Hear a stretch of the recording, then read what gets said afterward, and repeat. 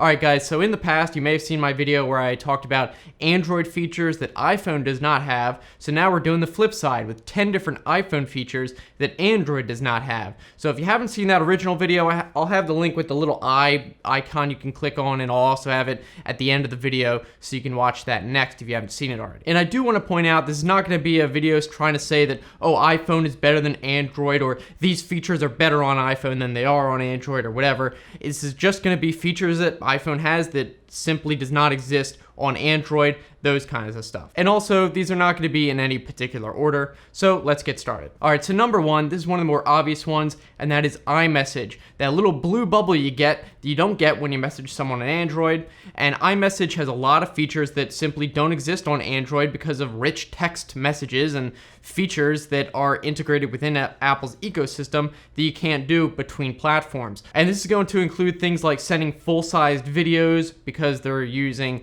data instead of the SMS system. Sometimes if you send messages from an iPhone to an Android phone, it'll like shrink the video, shrink the image, that sort of thing. You don't have that on iMessage because it's using data and it's the full quality. You can also have other things going on, like having little animations play if you want, or having reactions to messages, so it'll like show like a little haha or a thumbs up or whatever, and you can't do that between platforms. If you try to do it, it'll just send a text that says whoever liked this message or whatever. And tying into this is not going to be a separate feature, but another feature of iMessage is you can sync messages between iOS devices. So I get all my text messaging and stuff on my iPhone, but on my iPad, I can also receive all those text messages and respond to them from the iPad. And this is even with text messages in groups that come through SMS. So really the iPad is kind of like a clone, so I can even send out regular text messages even if someone's not on Android, even from my iPad, which is super nice. Alright, next up, number two is native screen recording on iPhone. You might not have realized this, but there is actually an ability to record the screen on iPhone built in. Now you have to enable this through the control center, otherwise it's kind of hidden. But when you do, it simply starts a countdown and then starts recording, and whatever, it saves in your videos. If you want to do this on Android, you have to download a separate app. There are plenty of apps that can do it, but none of them are native, and it's just a little bit more convenient to have it built in to the operating system. Okay, number three. This one kind of has to do with iMessage, but I'm going to treat it as a separate one, and that is the ability to send money with Apple Cash through iMessage. So assuming two people have an iPhone and the most up-to-date version of iOS, you can actually use your Apple Cash account using Apple Pay and send money directly to someone, kind of like you would with Venmo or PayPal or whatever, but this time it uses native Apple software, so you might trust it a little bit more than using a third party. Usually the typical situation you would do this in is if you're with some friends at a restaurant, you don't have any cash, for whatever reason, you don't have your credit card with you, or maybe someone's paying yours, like, oh, I'll just send the money to you. This way, no one can have an excuse about not being able to pay. Oh, can you pick up the tab, whatever,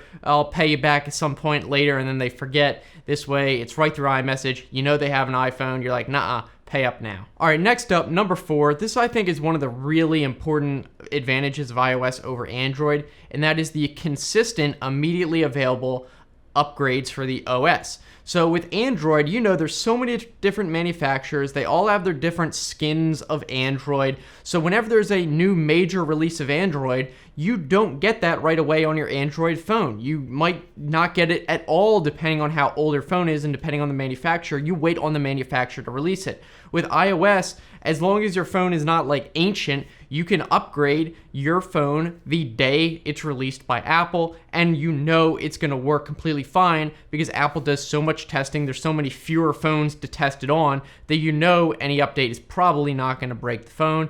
And if there is any issues, usually Apple is very quick to release patches to it, and you know you're going to be able to get the patch as fast as you had gotten the original update. So again, the feature is that no matter what kind of iPhone you have, you know you can always get the latest version of the OS, and you can get it right away. All right, number five. This is one that I don't really use too often, but is very cool nonetheless, and it is AirDrop. And it's the ability to really easily and natively send files images, whatever, to someone else who has an iPhone, even if they're not necessarily in your contacts list. You can do it right through Bluetooth, but of course, because it uses this AirDrop interface, you don't have to worry about connecting through Bluetooth and any of that. It's all natively set up. And to send something with AirDrop, even if someone's not in your contact list, you simply enable AirDrop for everyone to receive from, and then you go to a picture you want to send someone, click send through AirDrop, you find their device on the list, send it to them, and immediately it shows up on their phone, and it's that easy to send someone a file. So if you don't want to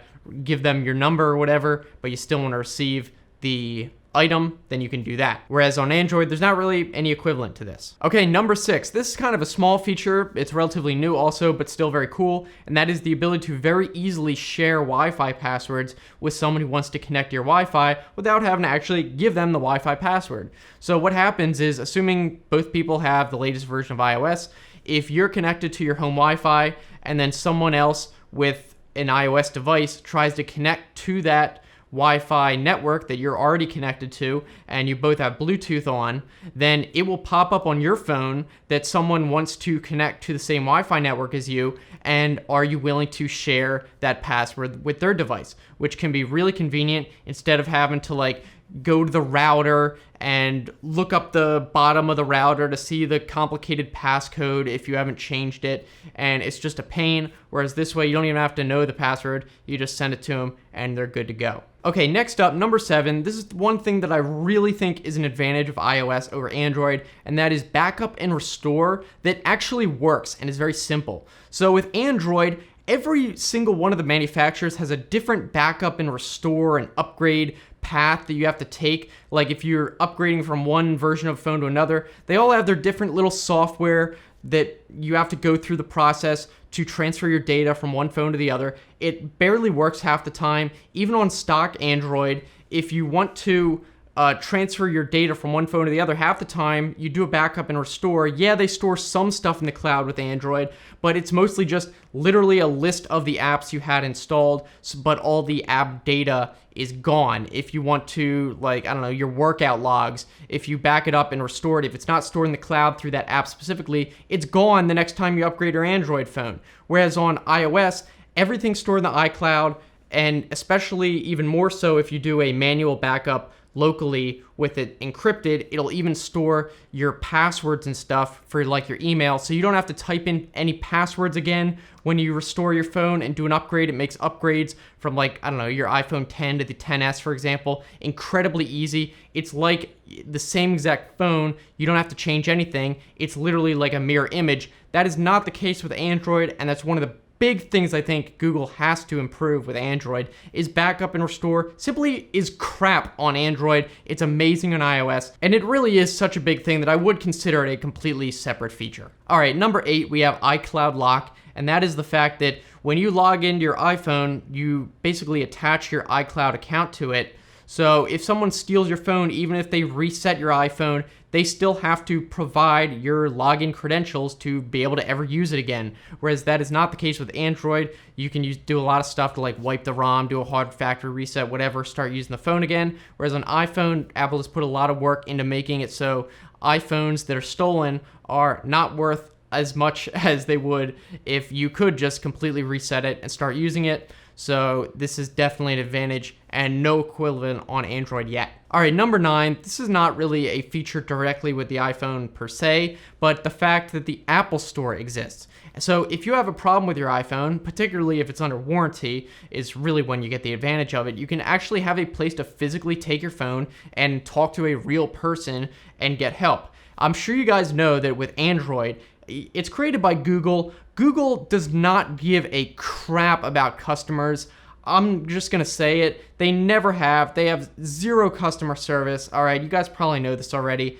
iPhone and Apple, at least they kind of pretend to care, right? I'm not really sure any mega corporations actually care, but at least Apple pretends to care, especially if it's under warranty. There have been cases where I took my phone in, this is an older one, the power button was not working. I kid you not, it was just a couple days before the warranty expired. They gave me a completely new iPhone. So that is not going to be nearly as easy as you would with Android. And going back to one of the other points about how easy the backup and restore process is, All I did was make sure that my current one that was broken was backed up to the cloud. They gave me a new one. I restored it right there. I was out the door in like less than an hour or two with a brand new iPhone, exactly working like it was before. You are not going to get anywhere close to that kind of experience with any Android phone. And yes, I understand there's going to be a variety of experiences you might get, and I do know that a lot of times with MacBooks and stuff, Apple can gouge you with repair costs and stuff like that, but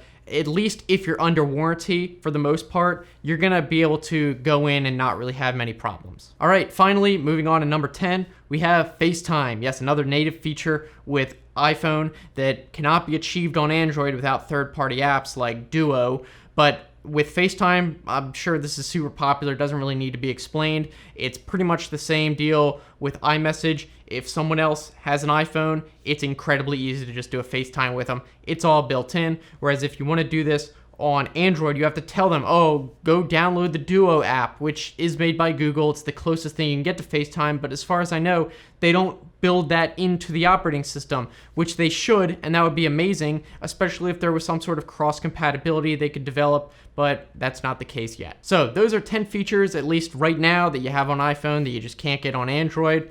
If you guys, again, want to watch that video talking about Android features that you can't get on iPhone, I'll put that link right here. You just click on that video. That one's just as good. So let me know what you think down in the comments. Were there any big ones that I completely missed? We can talk about that down there. So thanks so much for watching, guys, and I'll see you in the next one.